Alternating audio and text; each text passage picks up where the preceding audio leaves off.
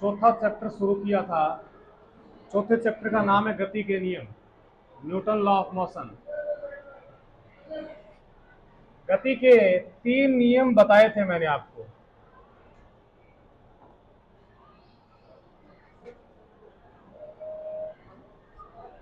एक प्रथम नियम,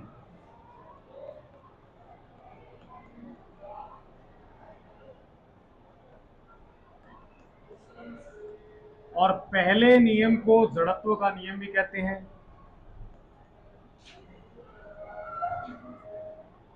जड़त्व का नियम।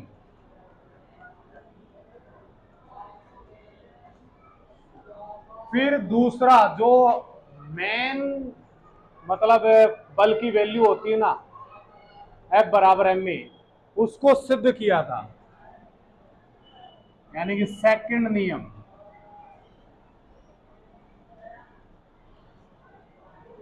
और इसमें हम सिद्ध करेंगे F बराबर एम ए।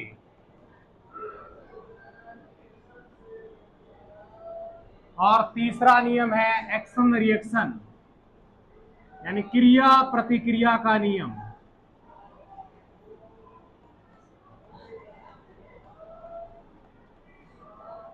क्रिया प्रतिक्रिया का नियम।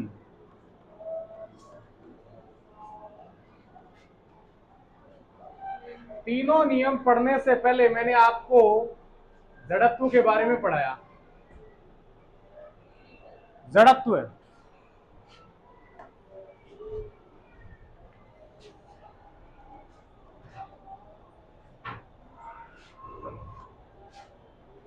जड़त्व के बारे में ये बताया कि जड़त्व एक प्रकार का गुण होता है, और ये जो गुण है अवस्था परिवर्तन का विरोध करने का गुण होता है। ये जो गुण है अवस्था परिवर्तन का विरोध करता है, अवस्था नहीं बदलने देता। अगर बदल रही है अवस्था तो उसका विरोध करता है, अवस्था परिवर्तन का विरोध करता है।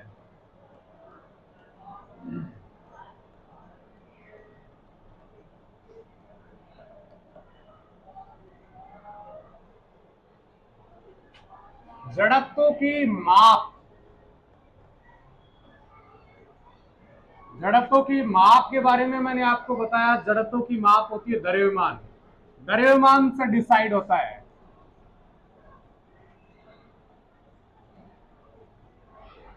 और ये भी आपको बताया था कि जिस बॉडी का, जिस वस्तु का द्रव्यमान ज्यादा, मास ज्यादा, उसका इनर्शिया भी ज्यादा, यानी जड़त्व भी ज्यादा।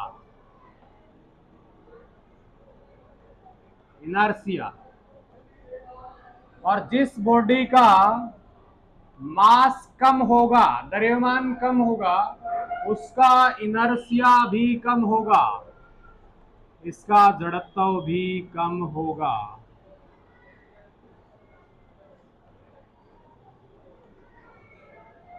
द्रव्यमान ज्यादा, जड़त्व ज्यादा, द्रव्यमान कम, जड़त्व कम। यानी कि अगर जड़त्व को डिफाइन करना है तो द्रव्यमान को डिफाइन करना पड़ेगा। एग्जाम्पल बताया था मैंने, एक तो 10 किलो वाला एग्जाम्पल बताया था। पहली बॉडी है उसका मास 10 केजी है, और दूसरी बॉडी है उसका मास 20 केजी है। यही एग्जाम्पल लिखवाया था मैंने। इसका m1 की वैल्यू कम है और m2 की वैल्यू ज्यादा है, तो इसका जो इनर्शिया है यानी जड़त्व है वो ज्यादा होगा, और m1 वाले का इनर्शिया या जड़त्व क्या होगा, कम होगा।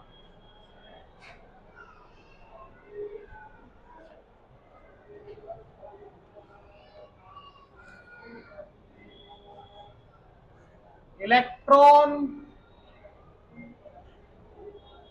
प्रोटॉन, न्यूट्रॉन, एल्फा, 4 कणों की बात कर लो। इन चारों कणों के अंदर किसका इनर्शिया ज्यादा है, और किसका इनर्शिया कम है? किसका जड़त्व ज्यादा है, ये बताना है।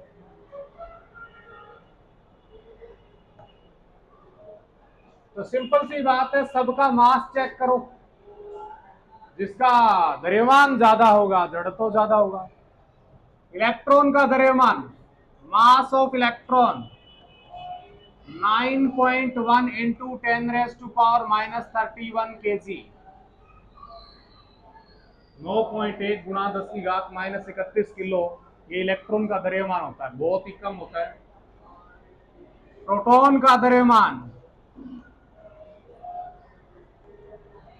प्रोटॉन का जो द्रव्यमान है वो होता है 1.67 इंटू 10⁻⁻27 kg। देखो इसमें पावर है -27 है, इसमें पावर -31 है। -27 बड़ा है, -31 छोटा है। और deuteron, mass of deuteron, hydrogen के 3 समस्थानिक बताए थे, और 3 समस्थानिकों में पहला प्रोटियम, दूसरा ड्यूटेरियम, तीसरा ट्राइटियम। तो दूसरा ये ऐसे 1H2, ऊपर 2 लिखा है, इसका मतलब है कि 2 प्रोटॉनों के बराबर वेट है। 2 गुणा प्रोटॉन का द्रव्यमान। अल्फा हीलियम का कण होता है, हीलियम द्विधनावेशित पार्टिकल होता है। अल्फा जो कण है ना, वो होता है हीलियम का कण, हीलियम 2He4 होता है। इसका मतलब है अल्फा का जो मास है, मास ऑफ अल्फा बराबर 4 प्रोटॉनों के बराबर मास होगा। तो इनमें भारी कौन हल्का कौन आरामदारी से बता सकते हैं? ये 4 प्रोटॉनों के बराबर वेट है, सबसे भारी यही है, फिर 2 नंबर ये होगा और 3 नंबर ये, सबसे हल्का ये। मतलब अगर मैं इनर्शिया इलेक्ट्रॉन का, इनर्शिया प्रोटॉन का, इनर्शिया न्यूट्रॉन का और इनर्शिया अल्फा का, सबको अगर डिफाइन करें तो सबसे ज्यादा वेट इसका है। तो इनर्शिया की वैल्यू भी सबसे ज्यादा इसी की होगी, फिर न्यूट्रॉन की, फिर प्रोटॉन की। सबसे कम जो जड़त्व का मान है वो इलेक्ट्रॉन का, क्योंकि लाइट पार्टिकल है, सबसे हल्का कण है। यही बचा हुआ था।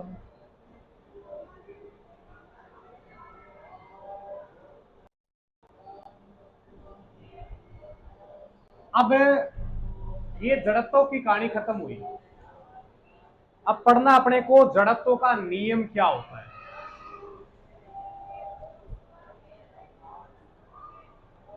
फर्स्ट नियम है जड़त्व का नियम।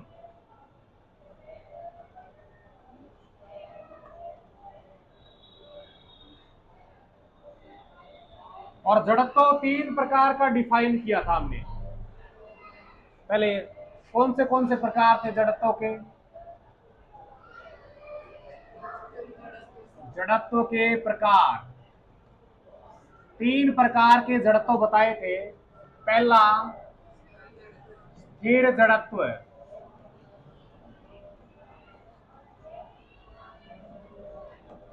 दूसरा जड़त्व विराम जड़त्व, ये विराम नहीं, गतिमान 2 नंबर। स्थिर और विराम तो एक ही बात है। 2 नंबर क्या? गतिमान।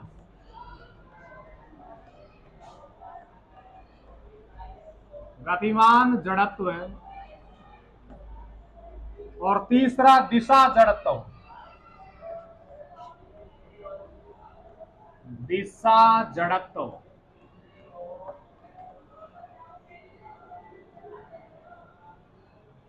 इसके बारे में सिर्फ और सिर्फ एक लाइन लिखवा दीजिए। स्थिर जड़त्व का मतलब है यदि कोई वस्तु स्थिर अवस्था में है तो वह स्थिर अवस्था में ही रहने की कोशिश करेगी। बाहर से कोई फोर्स वगैरह नहीं लगना चाहिए, न बोलना। यानी कोई वस्तु है वो स्थिर अवस्था में है, स्थिर अवस्था में ही रहने का काम करेगी, यानी कि अपनी अवस्था नहीं बदलेगी। अगर कोई अवस्था बदल रहा है ना तो विरोध तो होगा। यानी कि अगर कोई वस्तु स्थिर अवस्था में है तो वह स्थिर अवस्था में ही रहेगी। इस गुण का नाम है स्थिर जड़त्व। यदि कोई वस्तु गतिमान है तो वह गतिमान ही रहेगी। इस गुण का नाम क्या है? गतिमान जड़त्व। और कोई वस्तु जिस दिशा में गतिमान है वह उसी दिशा में गतिमान रहेगी। ये तीन प्रकार के जड़त्व, इन तीनों प्रकार के जड़त्व से जड़त्व का नियम डिफाइन होगा।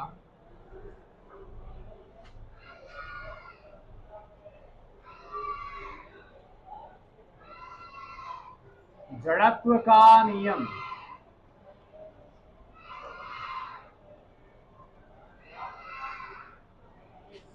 इस जड़त्व के नियम को तीन पार्टों में डिवाइड कर सकते हो, एक एक को अलग से पढ़ेंगे।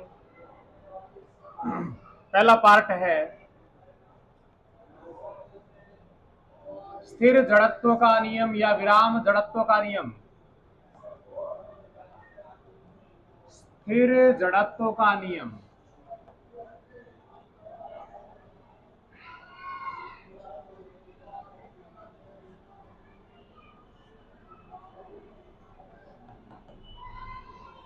सुनो ध्यान से।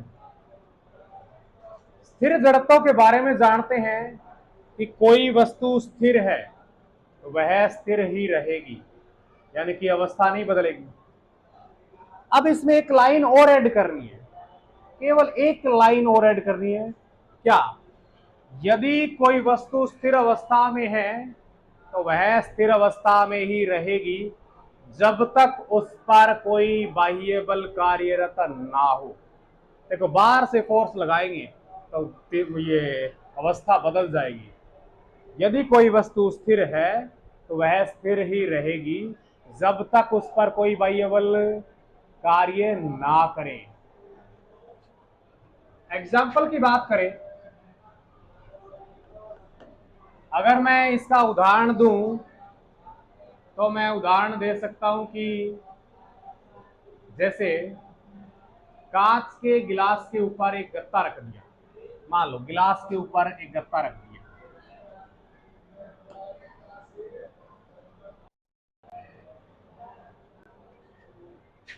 पहले नियम का एक नंबर उदाहरण देते हैं कि कांच का अपने पास में गिलास है और इसके ऊपर एक गत्ता रखा है, और इस गत्ते के ऊपर मैंने कोई कॉइन रख दिया, सिक्का रख दिया। ठीक है, गिलास के ऊपर है ना, गिलास के ऊपर एक गत्ता रखा, गत्ते के ऊपर एक कॉइन रखा हुआ है। करते क्या आपने? फिलहाल कॉइन भी क्या है? रेस्ट पर है, और गत्ता भी क्या है? ये भी रेस्ट पर है। कौन? और गत्ता भी रेस्ट पे, गिलास भी रेस्ट पे। मैं क्या करता हूं? गत्ते के ऊपर फोर्स अप्लाई करता हूं, अंगुली से गत्ते को आगे की ओर फोर्स लगाते हैं। ऐसे इंस्टेंट होना चाहिए, तेजी से। ऐसे अगर मैं ऐसे फोर्स लगाऊंगा तो गत्ता आगे की ओर चला जाएगा। पहले गत्ता विराम अवस्था में था, फोर्स लगा, फोर्स लगते ही वो क्या हुआ? अवस्था बदल दी इसने, यानी कि पहले क्या था? विराम अवस्था में, अब गतिमान हो गया। यहां पर ये जो सिक्का था, सिक्का गत्ते के ऊपर रखा हुआ है, मैंने फोर्स केवल और केवल गत्ते पर लगाया है, सिक्के पर नहीं लगाया। तो गत्ता है वो आगे की ओर चला जाएगा, सिक्का वहीं रहेगा। मतलब गत्ता है ये वाला आगे की ओर चला जाएगा, सिक्का वहीं रहेगा। अब सिक्के का कुछ न कुछ तो भार है, भार की वजह से क्या होता है? सिक्का है वो नीचे की ओर गिर जाता है। ऐसा ही होता है। अगर इंस्टेंट कोई फोर्स लगाते हैं ना तेजी से इंस्टेंट कोई फोर्स लगाएंगे तो नीचे वाली बॉडी है आगे की ओर निकल जाएगी और ऊपर वाली बॉडी वहीं रहेगी, लेकिन ग्रेविटी की वजह से क्या होगा, वो नीचे गिरेगी। और भी एग्जांपल दे सकते हैं।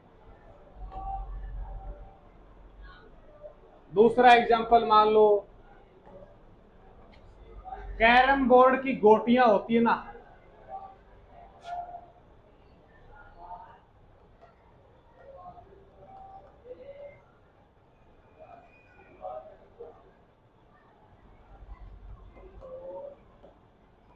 कैरम की स्लाइड एक नीचे होती है, एक इसके ऊपर और एक इसके ऊपर, इस तरीके से रखी है। और जैसे ही अपने स्लाइडर को ऐसे फोर्स लगा के मारते हैं तो नीचे वाली गोटी आगे निकल जाती है, केवल और केवल नीचे नीचे वाली गोटी निकलती है और बाकी सारी की सारी वहीं पर रहती है। ऐसे होता है ना।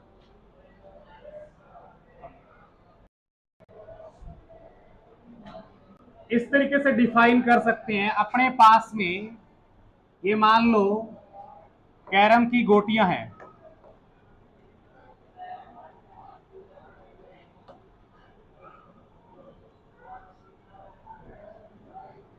ठीक है, और नीचे वाली से साइड से यहां से स्लाइडर इसके टच करता है तो ये नीचे वाली व्हाइट वाली ना, ये तो आगे निकल जाएगी और ये वाली वहीं पर ही रहेगी, यानी इस पर कोई फोर्स अप्लाई नहीं हुआ।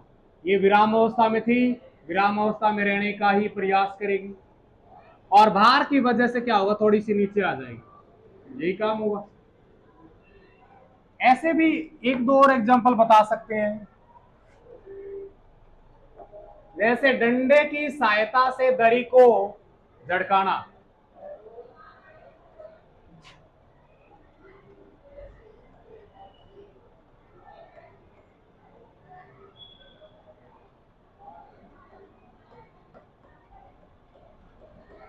दरी को कैसे झटकाते हैं, देखो ध्यान से। आपके पास में ये कोई दरी है,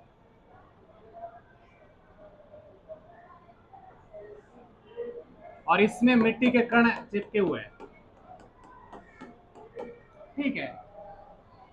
अब मैं इसके ऊपर किसी डंडे की सहायता से फोर्स लगाता हूं, फोर्स लगाऊंगा, ये दरी है ना, मतलब ऊपर से मैंने पकड़ रखी है दरी को, यहां से पकड़ रखी है और नीचे से डंडे को मारता हूं, तो जैसे ही डंडे को दरी पर मारूंगा तो दरी आगे चली जाएगी, दरी आगे चली जाएगी और ये जो मिट्टी के कण है वो वहीं पर रहेंगे। ऐसे थी दरी और डंडे से मारा तो दरी आगे चली गई, तो मिट्टी के कण वहीं पर रह गए।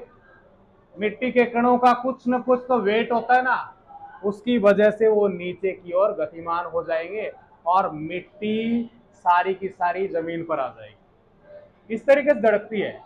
इसमें भी गति का प्रथम नियम लागू होता है, जड़त्व का नियम, विराम जड़त्व का नियम। बाद की बात है कि गतिमान जड़त्व का नियम भी आएगा इसी में।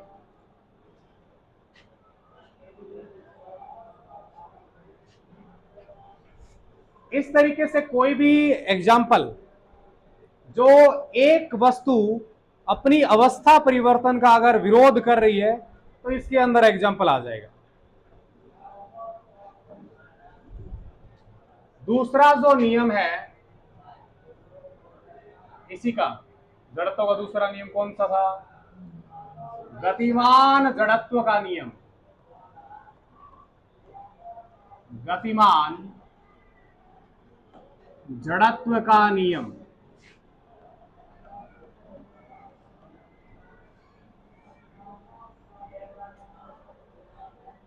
यदि कोई वस्तु गतिमान है तो वह गतिमान ही रहेगी जब तक उस पर कोई बाह्य बल कार्य न करे। अरे स्थिर अवस्था में जड़त्व के नियम में यही लैंग्वेज बोली, यदि कोई वस्तु स्थिर है वह स्थिर ही रहेगी जब तक उस पर कोई बाह्य बल कार्य ना करे।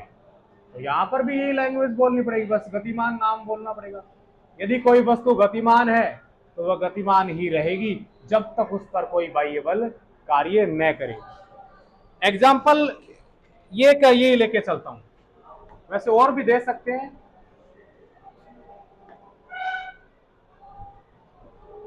मैंने इस गिलास के ऊपर जो गत्ता रखा था, गत्ते को फोर्स लगाया।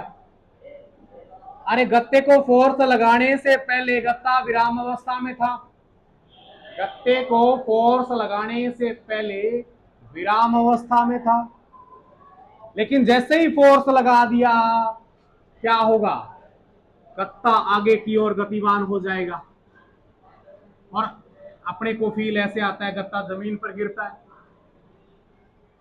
जमीन पर गिरने का कारण है वो ग्रेविटी। कुछ ना कुछ भार होता है, इसलिए क्या है, वो प्रोजेक्टाइल मोशन करता हुआ नीचे की ओर गिरता है। अगर ग्रेविटी ना होती तो फोर्स लगाने के बाद में सीधा इधर ही जाता, और ये गतिमान तब तक रहता जब तक इस पर कोई एक्सटर्नल फोर्स अप्लाई ना होता। यानी बाहर से अगर कोई बल नहीं लगता ना, तब तक ये गति करता रहता। लेकिन ग्रेविटी की वजह से क्या होता है, नीचे गिर जाता है। तो गतिमान वाला एग्जांपल भी यहां से सेट कर सकते हैं। अब ग्रेविटी की वजह से ये सिक्का था, यहां पर था, ग्रेविटी की वजह से नीचे आया।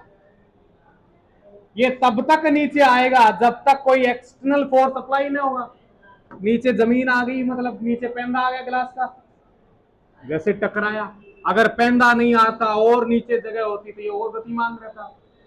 यानी कोई वस्तु गतिमान है तो वह गतिमान ही रहेगी जब तक उस पर कोई एक्सटर्नल फोर्स अप्लाई ना हो। इधर भी बात कर सकते हैं। ये कैरम की गोटी है, वो गोटी को नीचे से पहले यहां थी ये, और इसको फोर्स लगाया, आगे की ओर चली गई। ये तब तक आगे की ओर जाएगी जब तक इस पर कोई एक्सटर्नल फोर्स अप्लाई ना होगा। आगे की ओर वो कैरम बोर्ड वाली दीवार आ जाती है, दीवार आती है तो टकरा के बैक साइड में या किधर जिधर जानी चाहिए उधर जा सकती है। लेकिन आगे की ओर तब तक जाएगी जब तक इस पर कोई एक्सटर्नल फोर्स अप्लाई ना हो। दरी वाला एग्जांपल बात कर ले। दरी पहले विराम अवस्था में थी, डंडा लगाया तो गतिमान हुई, अपने भार की वजह से, या फिर ऊपर से पकड़ रखा है मैंने, उसकी वजह से ये रुकेगी वहां पर आगे जाके। मिट्टी के कणों की बात कर लूं, मिट्टी का कण वहीं पर था, यानी विराम अवस्था में था, वो विराम अवस्था में रहने का काम करेगा, वो पहला नियम आ गया। लेकिन जब ग्रेविटी की वजह से नीचे जाएगा, वह नीचे ही जाता रहेगा जब तक जमीन नहीं आएगी। जमीन आते ही वो रुक जाएगा। ये भी सेकंड नियम का एग्जांपल कर सकते हैं। ऐसे ही तीसरा नियम, दिशा जड़त्व का नियम।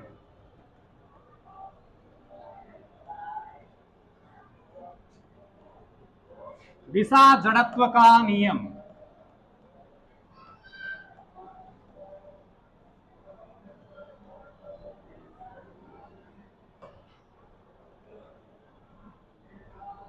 कोई वस्तु किसी दिशा में जा रही है, वह उसी दिशा में ही जाती रहेगी जब तक उस पर कोई बाह्य बल कार्य ना करे। बाहर से कोई बल लगेगा, मान लो एग्जांपल, इसमें तो कोई एग्जांपल दे दो। जैसे यहां पर कोई बॉल है, मैंने इसको इधर फेंक दिया तो ये इसी दिशा में जाती रहेगी। कब तक ये इधर जाती रहेगी? ये तब तक जाती रहेगी जब तक कोई अप्लाई नहीं होगा एक्सटर्नल फोर्स। बाहर से अगर कोई बल लग जाएगा तो उसके बाद ये है ना, ऊपर नीचे किधर भी जा सकती है। मान लो आगे दीवार आ गई, दीवार आई और फिर इधर भी आ सकती है, यानी दिशा बदल दी।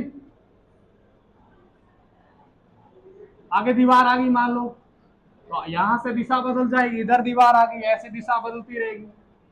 तो मतलब एक्सटर्नल फोर्स अप्लाई नहीं होगा तब तक दिशा नहीं बदलेगी, और बाहर से कोई बल लगा दिशा बदल जाएगी।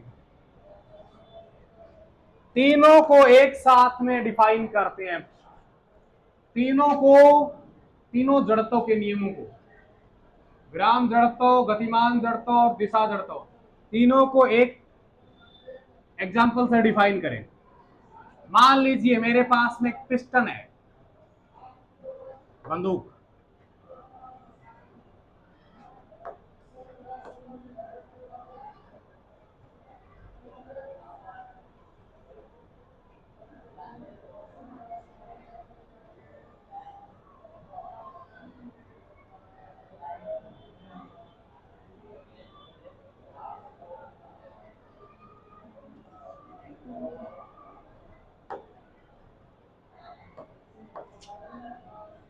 ऐसी है बंदूक, ठीक है, और ये ट्रिगर है और यहां से कोई गोली है। जैसे ही ट्रिगर दबाऊंगा, यहाँ स्प्रिंग वगैरह होता है, पीछे से फोर्स लगाएगा, ठीक है। अंदर की मैकेनिज्म नहीं समझाऊंगा क्या कैसे होता है। जैसे मान लो मैं इस बंदूक से गोली चलाता हूं, पिस्टल से गोली चलाता हूं। सबसे पहले विराम जड़त्व की बात करें। गोली स्थिर अवस्था में है, गोली है वो स्थिर अवस्था में है, तो स्थिर अवस्था में है तो विराम जड़त्व के नियम की पालना कर रहा है। जैसे गोली गई आगे, जैसे गोली गई आगे, गतिमान जड़त्व के नियम की पालना करेगी। यानी कि गतिमान यहां से इधर गतिमान थी तो गतिमान ही रहेगी जब तक इस पर कोई एक्सटर्नल फोर्स नहीं लगे, मतलब गतिमान जड़त्व के नियम की पालना कर रहा है। मान लो आगे खिड़की आ गई, कांच की खिड़की,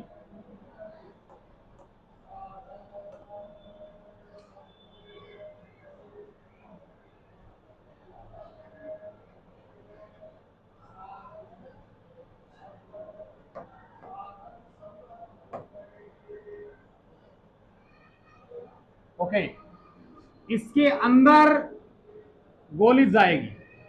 याद रखना रे, जैसे ही ये गोली आगे की ओर जाएगी तो इस खिड़की के अंदर से, मान लो ये खिड़की, ये वाली खिड़की, इसके अंदर से जैसे ही गोली जाएगी तो एक छेद करती हुई जाएगी।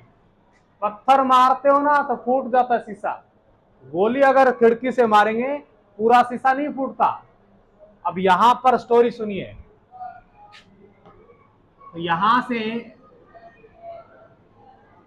जिस जगह पर फोर्स लगेगा, गोली ने क्या यहां से ऐसे आई, यहां पर फोर्स लगाया और पार निकल गई। मतलब केवल और केवल गोली इतने हिस्से में ही फोर्स लगा रही है, तो इतने हिस्से का जो कांच है उसके ऊपर फोर्स लगा।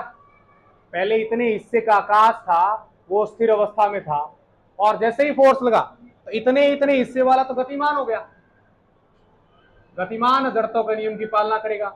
और बाकी जो कांच है, जो बाकी व्हाइट वाला पार्ट बच गया, ये वाला पार्ट, इसके अंदर जो कांच है वो गतिमान सॉरी स्थिर अवस्था में था और स्थिर अवस्था में ही रहेगा।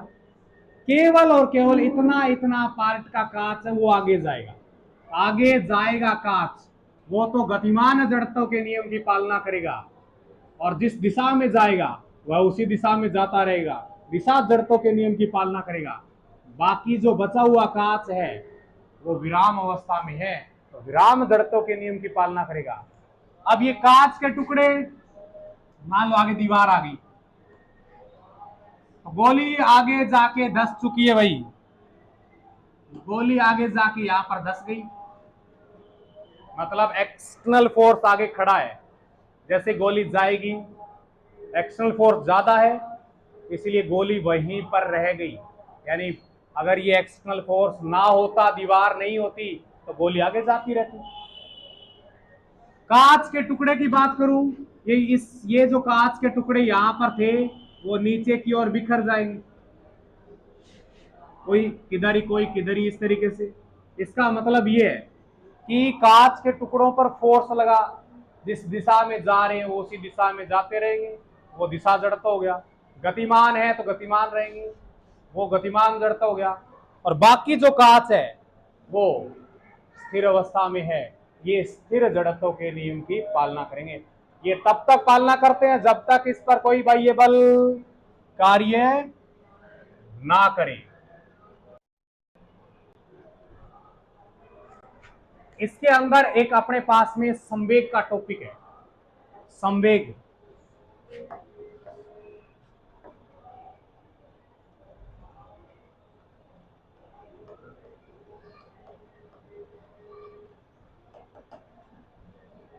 संवेग एक प्रकार से गति होती है। नॉर्मल बोलते हैं ना गति, तो गति है वो एक प्रकार का संवेग ही होता है। मैं नॉर्मल डिफाइन करूं ना तो गति से डिफाइन करूंगा संवेग को। और फिजिक्स की लैंग्वेज में अगर बात करूं तो संवेग है वो होता है द्रव्यमान और वेग का गुणनफल। संवेग जो है वो द्रव्यमान और वेग का गुणनफल है। द्रव्यमान गुणा में वेग।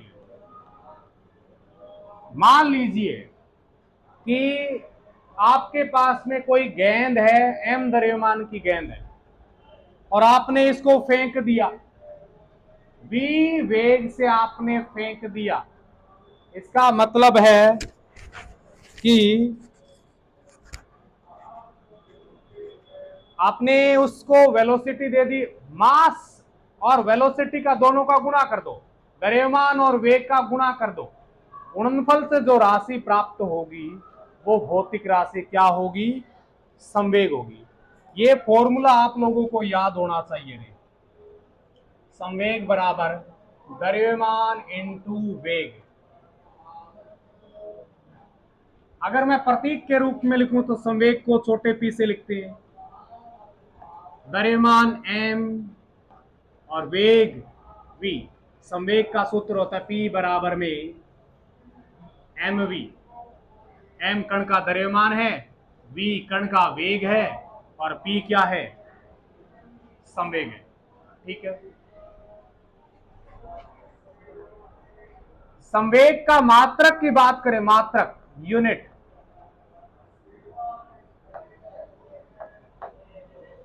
द्रव्यमान का मात्रक क्या होता है? किलोग्राम।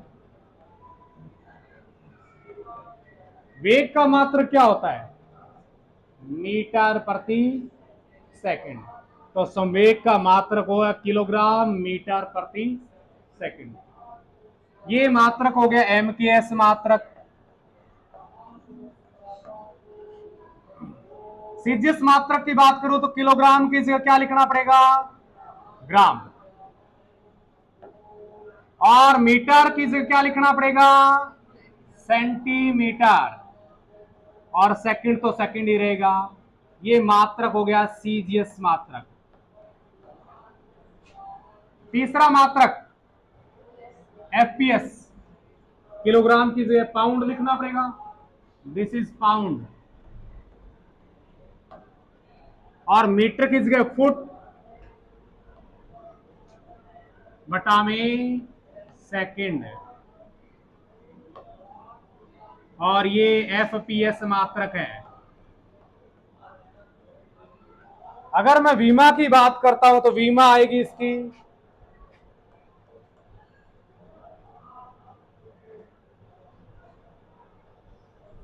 देखो भाई, द्रव्यमान की जो विमा होती है ना वो m1 मास से डिफेंड, मास m से डिनोट करते हैं।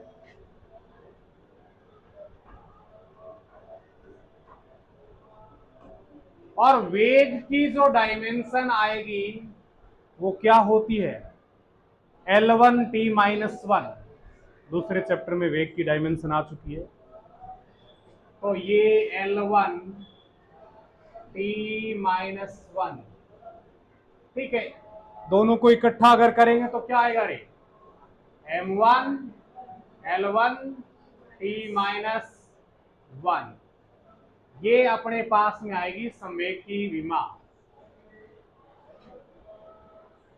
द्रव्यमान है वो एक अदिश राशि होती है, इसकी कोई दिशा नहीं होती। संवेग का सूत्र अपने पास में है P बराबर में mv। द्रव्यमान है वो एक अदिश भौतिक राशि है। वेग है वो सदिश भौतिक राशि है। दिशा होती है, इस चाल की दिशा नहीं होती, वेग की दिशा होती है। इसकी दिशा नहीं है, संख्या एक प्रकार से मान लो, इसकी दिशा है तो मतलब संवेग की भी दिशा होगी। तो संवेग कैसी भौतिक राशि है? सदिश भौतिक राशि है।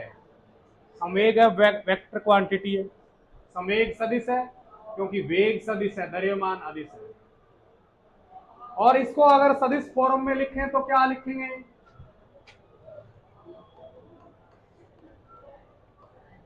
सदिश रूप।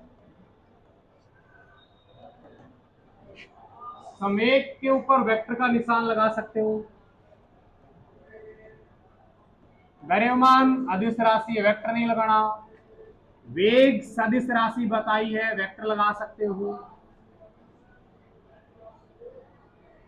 तो ये अपने पास में P vector equals to m into V vector, ये संवेग का सदिश रूप हो गया।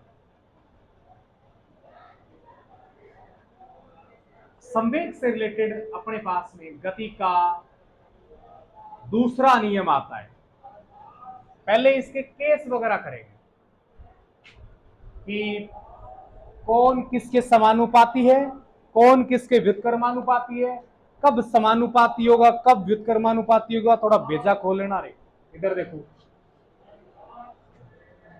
पहला केस,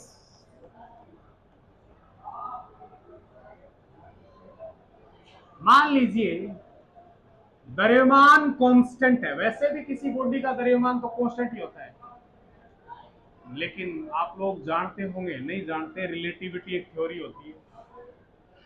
रिलेटिविटी थ्योरी ये कहती है अगर किसी भी कण को अगर स्पीड दी जाए तो उसका द्रव्यमान बढ़ जाता है।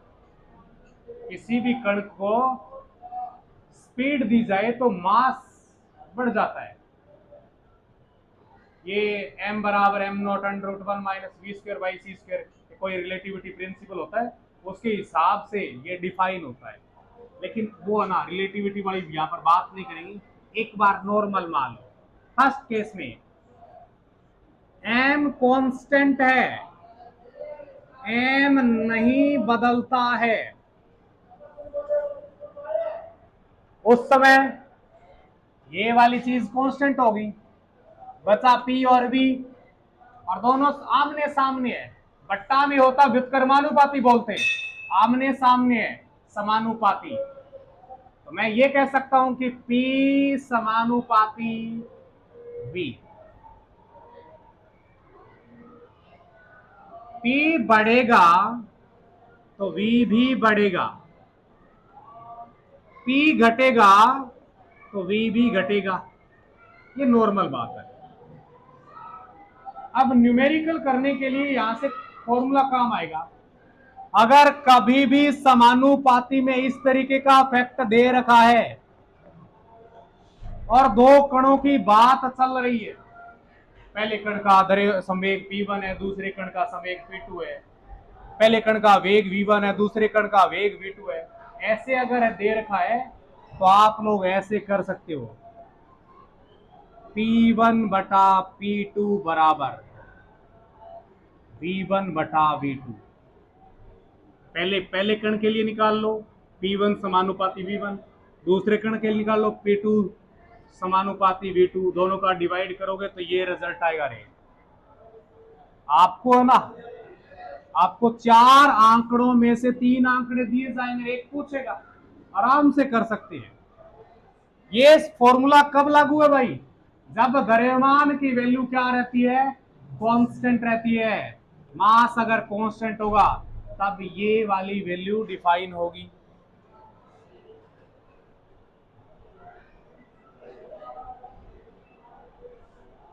सेकंड केस की अगर बात करूं तो मैं अब की बार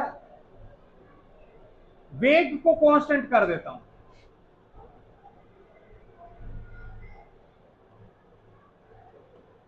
वेग कांस्टेंट है। आपके पास में बॉडियां हैं वो अलग अलग है। पहले m1 मास की बॉडी है, दूसरी m2 मास की बॉडी है। मान लो एक स्टूल मान लो और एक बेंच मान लो, एक बोर्ड मान लो, अलग अलग मास है सबका।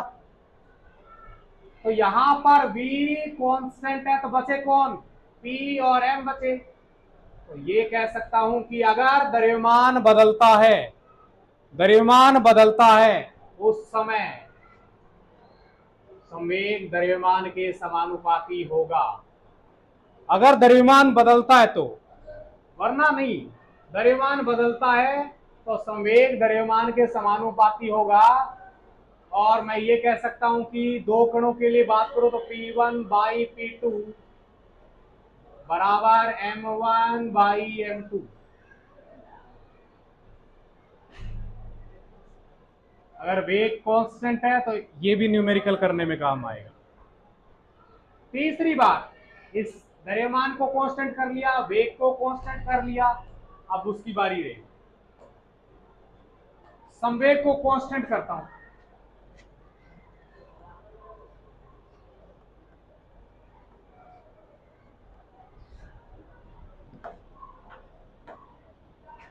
संवेग अगर कांस्टेंट है, P इज कांस्टेंट,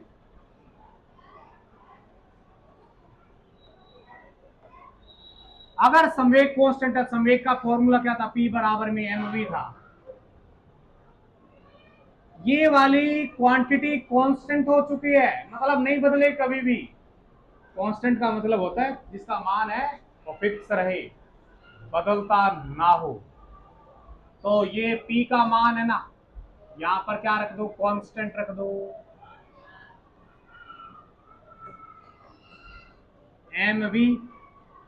अब यहां से v की वैल्यू कितनी आएगी, v की वैल्यू कांस्टेंट के नीचे जाएगा, यानी कि कांस्टेंट के नीचे जाएगा कौन, m जाएगा। अगर नीचे की ओर द्रव्यमान दे रखा है, मैं इसको व्युत्क्रमानुपाती का सिस्टम बिठा सकता हूं, यानी v व्युत्क्रमानुपाती m। अगर दो बॉडी है, दो आपके पास में बॉडी है, तो मैं इस तरीके से डिफाइन कर सकता हूं, v1 बटा v2 बराबर m1 बटा m2 नहीं है, उल्टा है रे। क्या कर सकते हो, m2 बटा में, यानी कि v1 m1 के व्युत्क्रमानुपाती है, तो v2 है वो m2 के उल्टा हुआ। तो v1 बटा v2 का जो मान आएगा वो आएगा m2 बटा में m1। ये तीनों के तीनों फॉर्मूले ना अलग अलग केस में न्यूमेरिकल निकालने के काम आएंगे, तो उसमें ध्यान रखना कौन कांस्टेंट है उसके हिसाब से कर देना।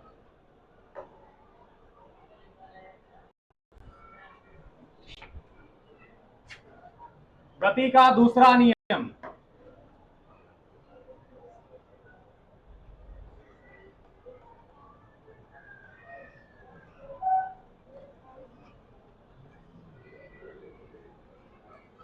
Second law of motion.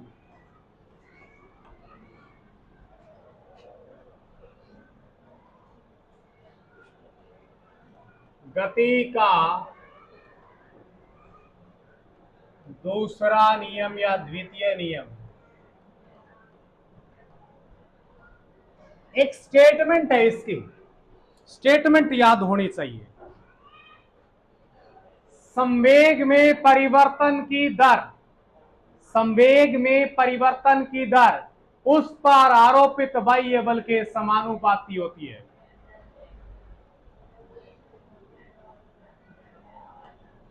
संवेग में परिवर्तन की दर,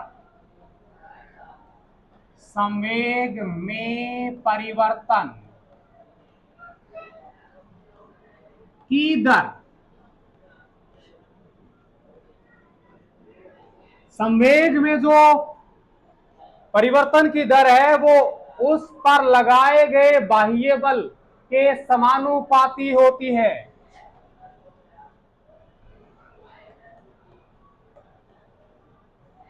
संवेग में परिवर्तन की दर है वो उस पर लगाए गए बाह्य बल के समानुपाती होती है।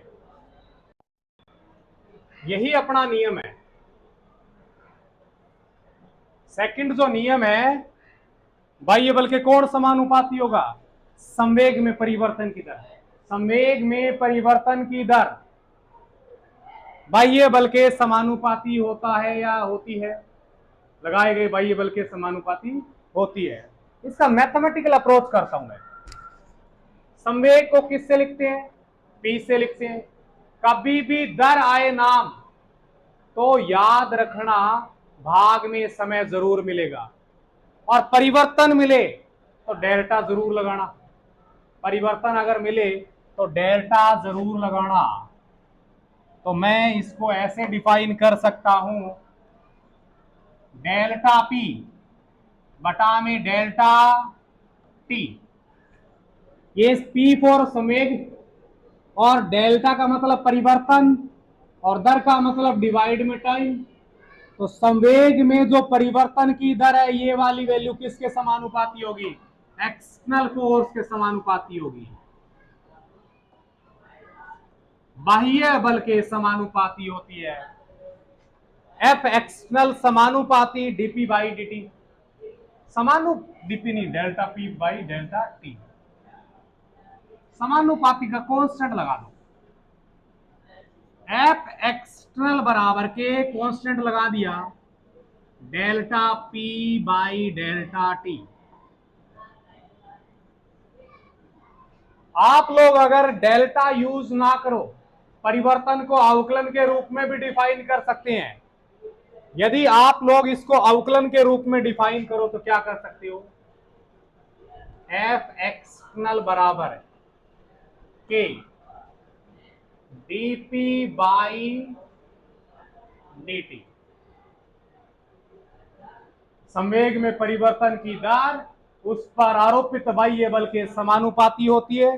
ये सेकंड नियम का स्टेटमेंट है। एफ एक्सटर्नल समानुपाती delta P by delta T. समानुपाती का निशान हटाया, नियतांक के लगा दिया।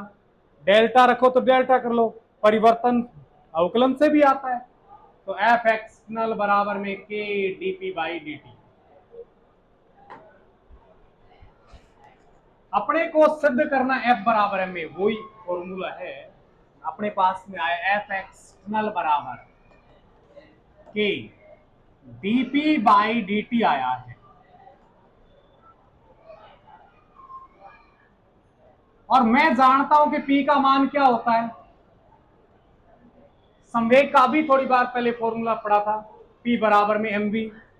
यहां पर पुट कर एफ एक्सटर्नल बराबर के डी बाई डी टी, और पी का मान क्या है? M V. ठीक है। अगर आप लोग m कांस्टेंट करके बाहर रखते हो, बाहर निकाल सकते हो, आपको मालूम है अवकलन करने का तरीका मालूम है। और बोले कि मैं तो फर्स्ट इंटू सेकंड का करूंगा, क्या फर्स्ट इंटू सेकंड का अवकलन का फॉर्मूला याद है? D by D T first into second, पहला एज इट इज, सेकंड का differentiate plus second as it is, first का अवकलन। ये अवकलन का फॉर्मूला होगा।